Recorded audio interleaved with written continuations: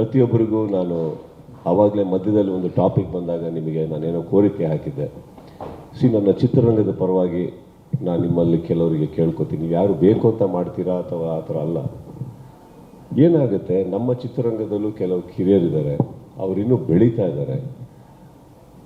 ಅವರಿಗೆ ಅವ್ರು ಬೆಳೆದ್ರೇ ನಮ್ಮ ಮುಂದಿನ ಚಿತ್ರರಂಗ ಬೆಳೆಯೋಕ್ಕೆ ಸಾಧ್ಯ ಅಥವಾ ಒಂದು ಮುಂದೆ ಹೋಗೋಕ್ಕೆ ಸಾಧ್ಯ.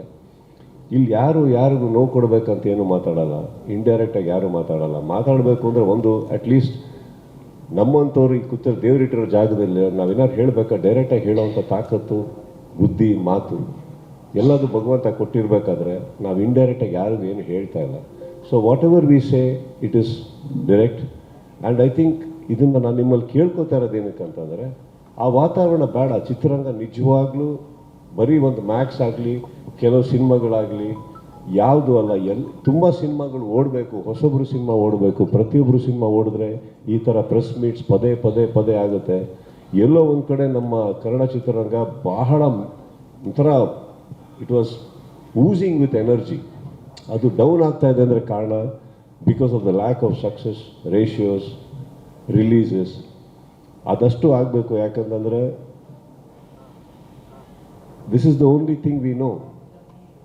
ಕನ್ನಡ ಒಂದೇ ನಮಗೆ ಮಾತಾಡೋಕ್ಕೆ, ಕನ್ನಡ ಸಿನಿಮಾಗಳು ಮಾಡೋಕ್ಕೆ ಬರೋದು ಎಲ್ಲರಿಗೂ. ನೀವುಗಳು ನೋಡಿ ಆಸೆ ಪಡೋದು, ಖುಷಿ ಪಡೋದು ಕನ್ನಡ ಸಿನಿಮಾ ಗೆದ್ದಾಗಲೇ.